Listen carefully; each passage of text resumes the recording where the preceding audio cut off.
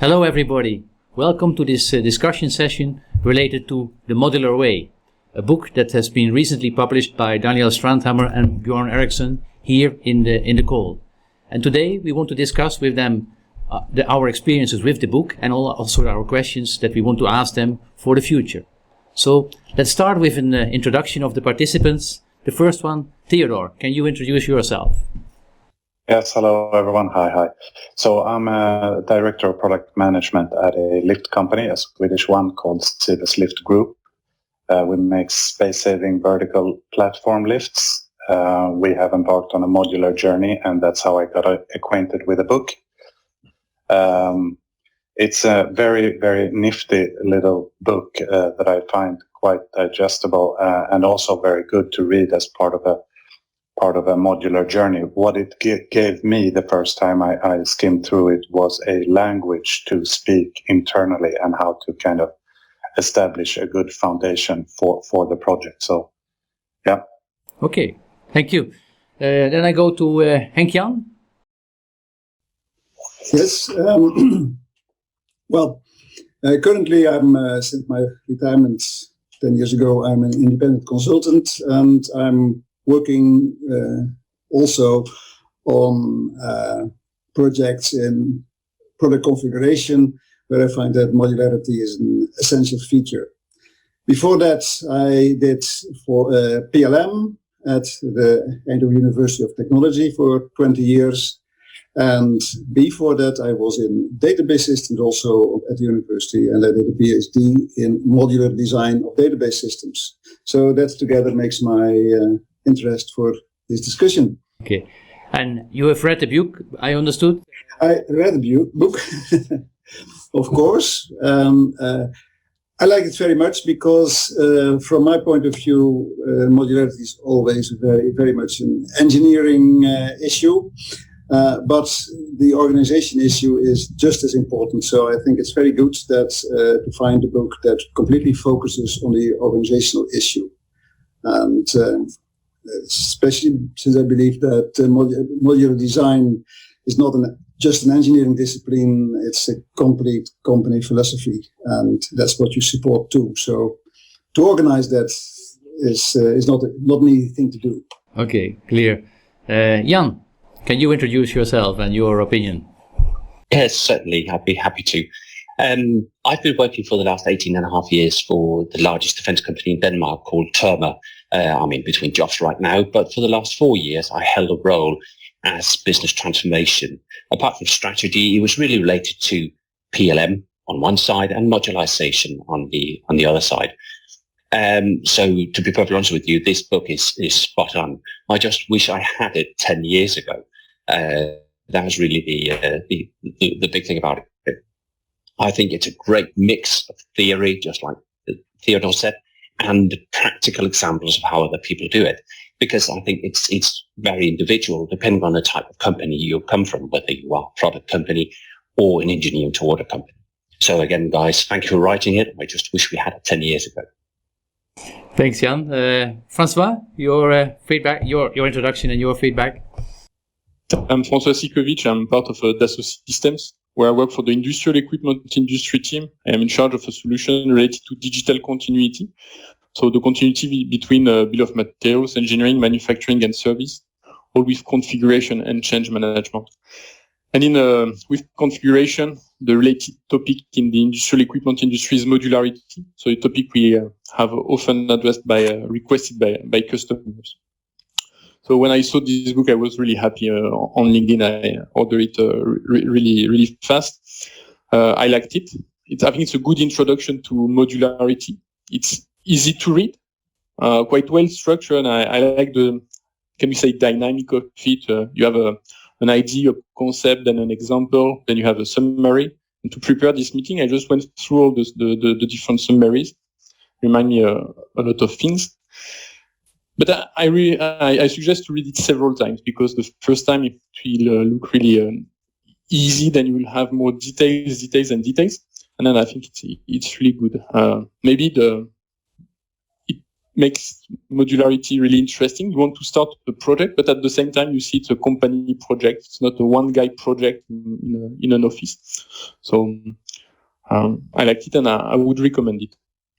Thanks, Francois. And of course, I've read it also. I wrote a blog post about it. And what I've seen, it's also very useful in my business, because a lot of companies say, does your PLM do modularity? And I say, well, before you look at your PLM system, first start to look at the methodology. And as Henk already said, it's a company issue. It's not an engineering issue only. So I think, Daniel, Bjorn, only positive feedback. Can you enlighten us something more on what you heard and what you are planning to do, or what you have done in the last year with the book? Bjorn, Daniel? So shall I start or shall I start? Please, you can start, Bjorn. Okay, yeah. So a little bit background from my part. So I'm an engineer from the Institute of Technology here in Stockholm. And I've been working as a consultant and line manager within product management, product strategies, and modularization for over 20 years, and helping different companies with the subject, having different setups and different challenges to overcome. So it's been a real pleasure to share our view in this book, and great to hear all the comments that you have taken your time to read the book and actually have the positive comments that you have told us. So lately, well, we have been using the book, of course, as a marketing tool, because we get on the map from different aspects and different companies and different potential customers that we could have. So for us, it's been very positive, and the feedback on LinkedIn, etc., has been great. So we take it from there, I think, now. Thank you. Daniel? Yeah. So my name is Daniel Strandhammer. I came in contact with modularization already in 1999 when I made my master thesis at Electrolux. At that point of time, Electrolux was about to develop their new future range of global multi-brand refrigerators, and they gave this task to 2 students without any book in our hands. So it was a quite challenging task, I must admit. We came out with something, but after working there at Electrolux, I joined Scania. There I really understood what modularization means and how a company successfully worked with the topic. And it was kind of based on that experience, I wanted to work as a consultant helping other companies succeed with this journey. Also then, without this book in my hands. But then, and that is what I have done more or less all my career, then coming into contact with different topics, configuration, PLM, market strategies, product strategies, and so on. But then Bjorn and I, since we learned to know each other, we have always had in our plans to write this book. But unfortunately, we have never had the opportunity. But now with the COVID situation, instead of spending time traveling, hotels, etc., now we finally have the time to write this book. And we really appreciate that you have taken your time, first of all, to read it, but then also to participate in this session organized by Jos. And we are also very, very happy for the feedback that you have given it us and that you find the book useful. And exactly as I have heard some of you say, so you shouldn't read it only once. You should read it twice, and when you have tried it, read it once again, or focused on one chapter where you are right now, because we really see this as a potential guidebook for you on the journey. And similar to climbing up Mount Everest, you don't just look at the map before you start the journey. You take it on continuously to repeat where you're going. So that's the same method we think with the book. Yeah. So we can it's a rather dense book. Actually, if you compare it to many other, especially American literature, then it's a rather dense book, I would say. So of course, there's a lot of details that you need to reread several times, definitely. Exactly, and with that feedback, I'm writing a book. I'm writing a blog, and people say, "Why you don't write a book?" When I look back, when I would have written a book, the book would be outdated because the world of PLM is quite dynamic. Where I think modularity, maybe concepts have changed or not. And this is also the first question that Henk Jan is going to ask to you about modularity. Henk, you had a question for Daniel and Bjorn. Yes, well, the concept of modularity is probably more than 50 years old. And over time, there have been several approaches to define modules, to optimize modules. But you don't mention that in your book. So the question is that on purpose, because you want to be above that level, or is it because you don't think it's relevant, or what's your view upon that? Yeah, so I can take that question, and I would say that looking back historically, also the why Scania implemented modularization and so on, I would say that already after the Second World War, they faced the same challenges that many other companies face today, but tackle first today. That they have a huge amount of product variants to manage and to develop at the same time. So simply, after the Second World War, Scania didn't have the resources to do it, and they believed that the investment would be too high and so on. So the challenge is basically the same. Then the steps that Scania took, since they were in the beginning and forerunners, so they didn't do everything in the right order, and because of that, it took quite some time for them. However, looking at different methodologies that exist today, I would say that basically the steps are almost the same. However, what we believe differs is how you really execute and perform the steps. So just let me take an example from the restaurant business, because all of us have been to restaurants. So we can probably visit two restaurants, have the same dish prepared by two different chefs. And they probably follow the same recipe. However, the experience that you will have might be quite different. And we would say that the same goes for developing a modular architecture. And so what we try to do in the book is share our experience on how to execute the different steps to succeed. And then we have it's not only our experience, it's also experience from different companies that has done this journey.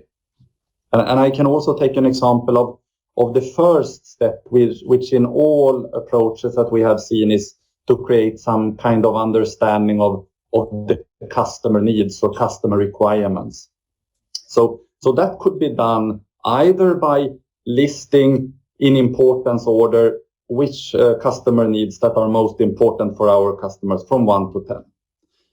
That is very important information to understand where we should focus our product development and so on. But when it comes to modularization, what is even more important is to understand how market and customer requirement varies across segments, across geographical markets, and for other reasons. So from modularization point of view, it's more variation that should be handled, and that should then also be reflected in the product in the end.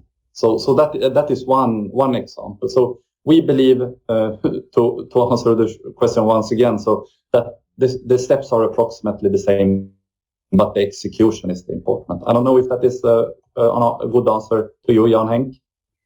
Yes, the answer is good. You say whatever method the engineers follow, the way you hanging up in the organization remains mainly the same. Yeah. Okay, I understand. Thank you.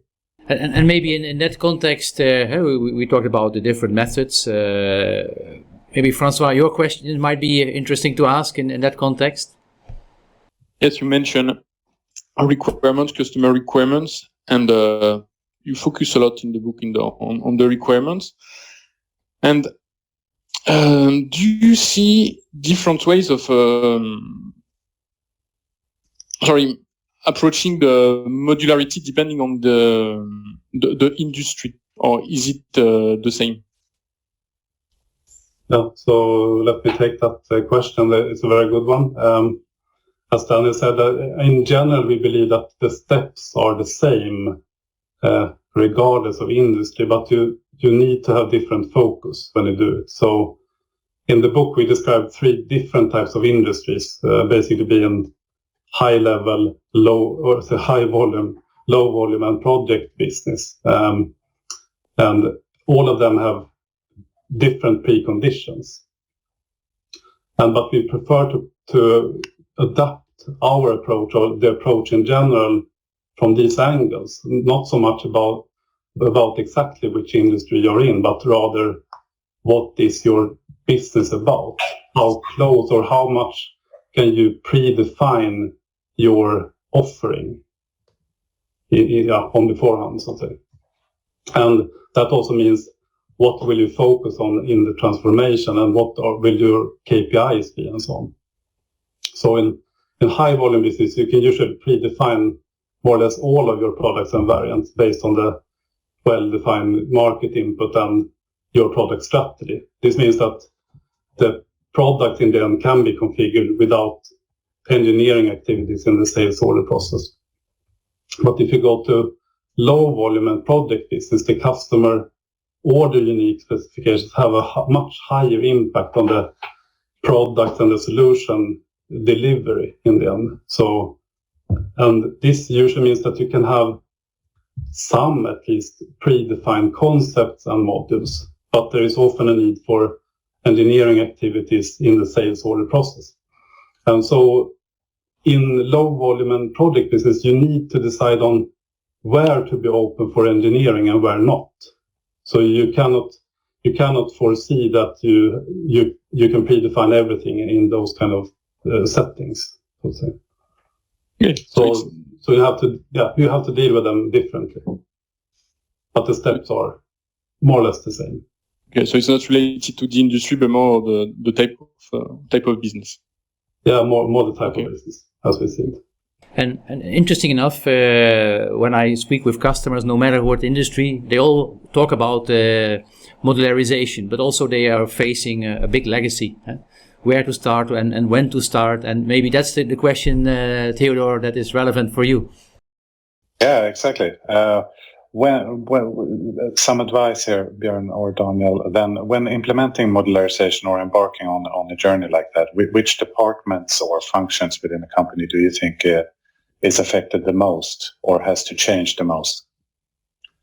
So let me take that one. That's a very relevant and good question. And as we have learned working together with you at Sychowicz, so modularization is a company-wide initiative impacting all the functions. However, I would say that first of all, if we should sort out the ones that are impacted most, I would say first of all it's the function in close contact with the market. And then we are talking especially about sales or product management. And secondly, I would say product development.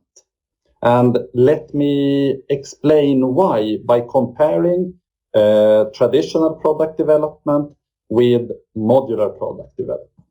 So traditional or conventional product development aims often to develop specific products or a very narrow range of products. That means for market and sales and product management that market requirements or specification of products is quite simple.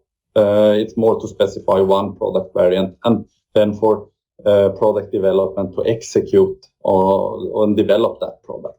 On the other hand, if we look at modular product development, that aims to develop a box of bricks or modules that should be combinable freely with help of standardized interface to enable a wide range of products. So in that case, then market, the sales and product management needs both to have a much wider view on the market and the customer requirements, as well also a longer time horizon, as we ideally would like our modular architecture to be prepared for future upgrades and technology. So that's the reason why I believe that product management and product development has to change the most. So is that an answer to your question, Theodor? Very good, and I share the experience, the recent experience, I would say. Okay, thank you. It's quite important that the sales actually use the product portfolio to sell from, and not go around it and sell something else. That's of course you need to have incentives basically to help that happening. Right, and limiting sales, that's always challenging, or at least guiding sales in the right way. Daniel, you were talking about modular development, and that is the more advanced way of modularization. And probably in that context, Jan, you have an interesting question? Yes, it's certainly from our experience, one of the things we discussed quite a lot is the whole concept of common technology. And of course, when I saw that in your book, I found that very, very interesting. Because I've very much been a strong believer of the common technology. But how big a factor is that in the journey towards modularization, the use of common technology? Yeah, so another good question. We would say it's very beneficial to use common technology, especially for the core functional components that are costly to develop and industrialize. So, if you would implement different technologies or technical solutions, and they have common interfaces to surrounding modules, then and also that they can be contained in one or few modules, then they could be part of the same product architecture in the end. For example, if you take a diesel engine in a car or a petrol engine in a car, they could be part of the same product architecture and the choice of the customer in the end. And they affect quite few modules or parts of the car. So then it is wise to have them in the same architecture. But if you have significantly different customer needs requiring different technologies, it might lead to a very low part commonality and interface commonality. And in the end, that could be a good reason to create another modular architecture and within those separate architecture have high commonality of parts within. So we strongly believe in common technology because that will affect the architecture a lot and the commonality in the end. Maybe if I may, just a quick follow-up then. How do we then, is there a clever way of introducing new technology following on from that? I fundamentally agree with you, but I'm just concerned about this new technology. What are the key things we can do to introduce that?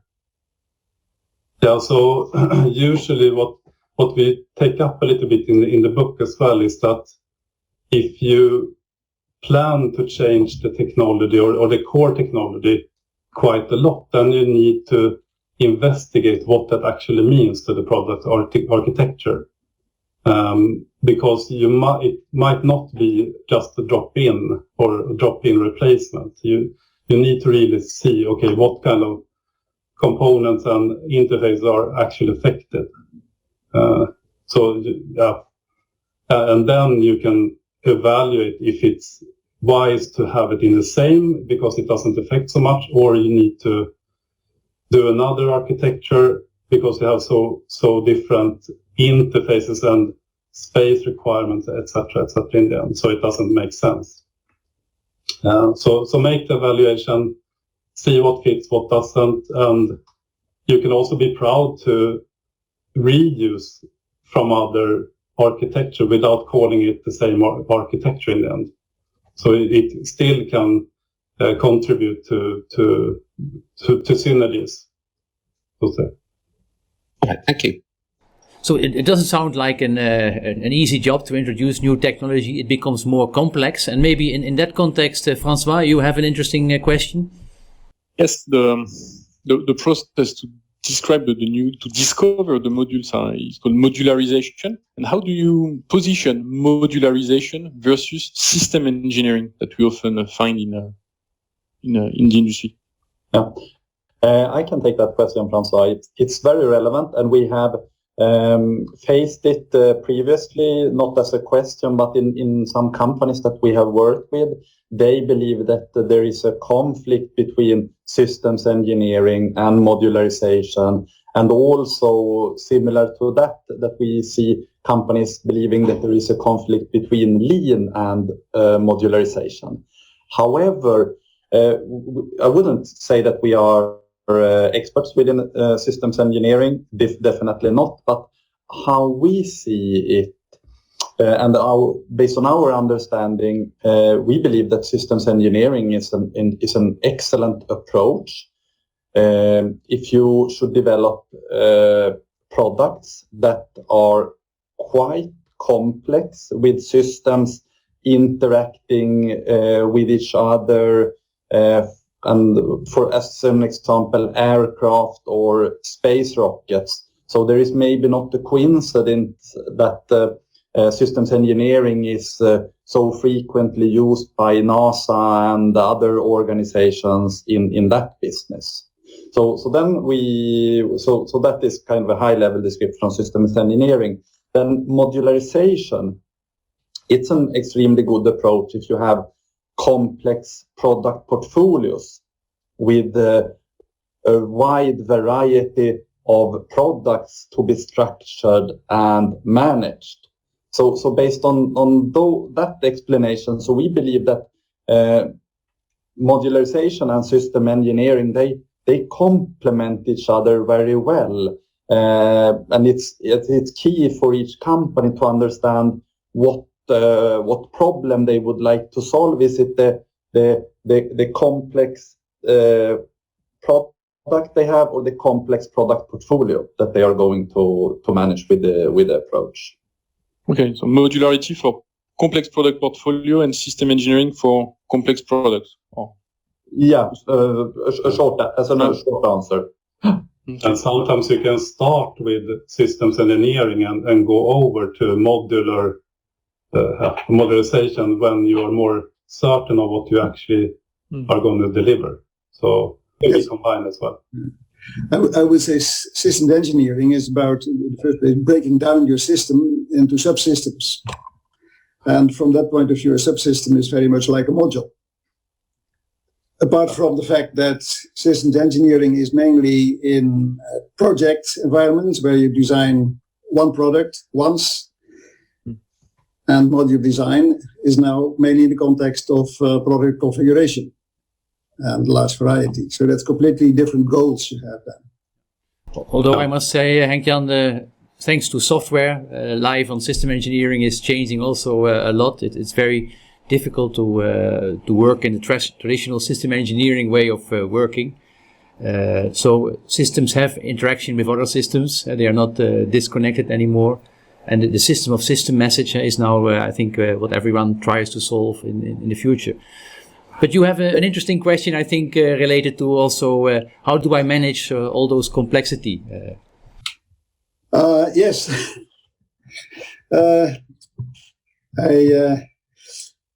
I'm interested also in module quality. You modularize in order to improve profitability, so reduce costs and increase value. But how do you measure in to what extent a module contributes to that? And also, it's not only that. It's not designing the product family once, but it's also maintaining the family. And it is from change management, it's well known that if you change one thing in a product, in one component or module, it may affect cause of failure in a completely different part of the system, because the engineers are not aware of the relationship. And in one product, in the system, that's already a problem. But if you have a configurable product, you're talking about a module system, as you call it. And a module system is a huge cloud of different products. And if you change something, it can cause a failure in any one of the unique products in that cloud. How do you manage that problem? Or are you aware of that problem? Did you come across it in the first place? And if you did, what solutions did you have for the problem? Did you get the question? It was a long story to explain the impact of other modules on modularity in a complex system. Daniel, Bjorn, any experiences with that, or is it system engineering? No. So of course we this with module independency. Normally when we have faced that, we have understood that this means that it is about separating the functionality into those independent, interchangeable modules. And of course, in theory, modularization aims to decouple this functionality as far as possible. However, we know that if to do this completely, it can be very challenging, as similar to what systems engineering is aiming for. The product's functionality is often not realized in one module. It's realized by systems that consists of a set of modules. So one quite famous example, if you Google on decoupled design, then you get the old versus the new water tap, for example. If you remember the water taps from your childhood, then you had one knob for the warm water and one for the cold water. And if you used one of them, you were not only changing the temperature, you were changing the flow as well. So that is a quite coupled design. On the other hand, new water taps, then you have this decoupled design where you have a flow valve that you adjust the flow with and a thermostat that you use to adjust the temperature. So that is one frequently used example of this fully decoupled design, where it's easier to replace one element with impacting the surrounding. However, so to answer your question there, I think yes, we have seen examples of fully independent modules.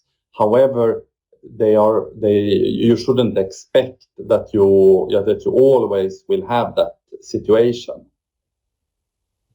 Yes.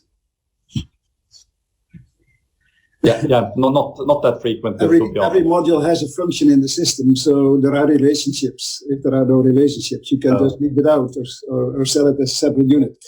Yeah. Okay. No, it's more common for accessories that are actually you can add on to the side or to the somewhere where it doesn't actually affect the core functionality, but rather is another or additional functionality in them. So through the questions, actually, we started high level and we went deeper and deeper in the details and the complexity. But we started also in the beginning that modularity is a company-wide initiative, and maybe Jan, or Theodor, in this case, you have a question for that? Yeah, exactly, Daniel or Bjorn. How do you make modularization stand out on the senior management agenda? Like, how do you get it top of mind? Yeah, so this can be a tricky one. It depends on many things in the end. So, of course, normal executives, they want to boost the company's financials. So that's their goal. And of course, it can be done with a short horizon in mind or a long horizon in mind. But as we know, the modularization is not a quick fix to gain short-term benefits, but rather a long-term initiative that requires more or less a long-term business strategy in the end. But would you use the word modularization at sea level? Would they understand what you mean? You need to explain it, what it means. So what the benefits are with it. That's quite important. And what we really believe is that you should start by making a business case so that you can explain the kind of benefits that you foresee and the costs and prioritize this initiative against other initiatives that might be on the table as well. So without that, it will be a very difficult task to align the management team on the way forward. Maybe you cannot say modularization because it might be a kind of a nerdy word, but you need to explain what it really means in terms of benefits and cost and so on, and how long time it will take to implement. Exactly, it's the same like don't mention PLM to on sea level. They think it's an engineering. No, exactly. It only it's a matter of costs and so on. So it will not be a fortunate one, I think. Yeah. And what I like about the book is you gave there are some number examples also about business cases from your customers you discussed. Yeah, exactly. And we have seen it being done in different ways. Either you do it as a pilot project where you really prove the benefits and what it could mean if you extrapolate that result to other business parts of the business, but also as a more or less a desktop study where you dig down into the details and actually describe what could be the benefits, but more from a theoretical point of view, but proven with figures as well. I think we are almost through the time. Anyone has a burning comment to make? There are many left, but time is up. So maybe later on. So then, first of all, I want to thank you all for taking the time to discuss and read the book, and Bjorn and Daniel to comment and share your experiences. I hope that this will be a start for further discussion, because the topic of modularity is very broad and it has very many angles, I would say, to discuss. So let this be an opportunity. I will write a post about it with the questions and also your names if you don't disagree with that, so we can continue the discussion in the social environment or in the live environment in the future. So thank you very much, and looking forward to see you all in real life.